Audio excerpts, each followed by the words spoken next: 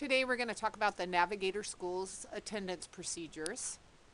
Um, Number one, the attendance clerk places the attendance form in teachers' boxes from the previous day, and it's in the form of an Excel spreadsheet that has the student's name and their code, and that's their code from Power School, and also their class grouping, and that's put in the teachers' boxes the night before. When the teacher gets the attendance form, they take attendance within the first 15 minutes of class, and the teachers write A for absent and L for late. The attendance clerk then goes and collects the attendance 30 minutes after the start of class. The attendance clerk is responsible for identifying late students during the first 30 minutes, and the attendance clerk will also patrol the campus identifying any late students that come in after that 30 minutes. And the difference between that is during the first 30 minutes a student is considered late. That does not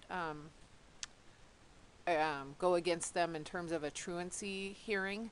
But if a student is more than 30 minutes late,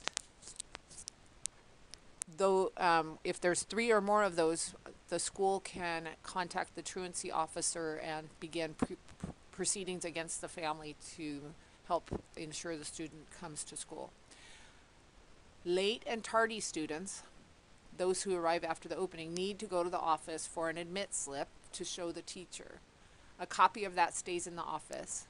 On the admit slip, it's important to, of course, note the date, the student's name, the time that they arrived, and if you can, get a reason for that lateness.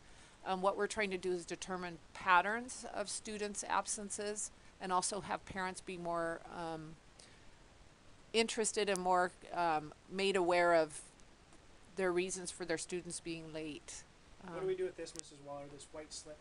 The white slip goes with the student to class. A teacher will not accept a student, will send a student back to the office if they do not show up to class with a white note. The yellow copy stays in the office for our records. It's important that we keep track of student attendance tardies for our reports, our audits, and just all kinds of reasons. And Miss Teresa, I'll let you continue the next one. Attendance clerk inputs attendance information, absences, and tardies into Power School and call parents to inquire about absences. Attendance clerk double checks admits slip book at the end of the day or the next morning. Why is that important, Teresa? It's important, Teresa, because the school receives its money based on average daily attendance, and anytime a student is present at our school and we have them marked down absent in the Power School program, we won't be paid for the student that day. So that's why we need to have teachers making sure that they are requiring that the students bring that admit slip. It's just kind of a check and balance to make sure that all students that do attend our school at any point in the day, we're getting credit for that. With that attendance data, it goes into Power School, and that data can be changed all the way up until P1 and actually even into P2.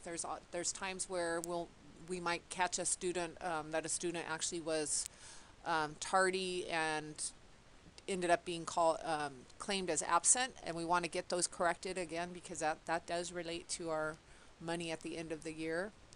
The attendance clerk ensures that teachers sign the weekly reports on Friday.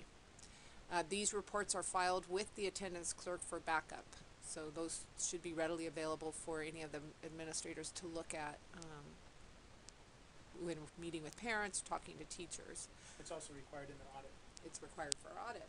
And Miss Megan, would you like to talk about Ed Tech? So after all of our information is input into Power School, our Ed Tech will actually take that information and prepare monthly attendance documents for us to look over and sign. Those need to go to the district. Also, the P reports are accumulated months from August to December, and then P2 would be August to April. So EdTech supplies us with those reports and sends them electronically to us for review. and we sign them and electronically send them to the district. So let me just clarify, that's for the monthly report, right? Yes, those Okay. are for monthly reports. For the P1 reports, those are also prepared by Ed Tech, and they send that to me electronically. I print them out, have them signed and delivered by hand, hard copy to the district here. And then that's filed with the district, who also then sends that to the state. So, just in closing, attendance is obviously what drives all of our revenue.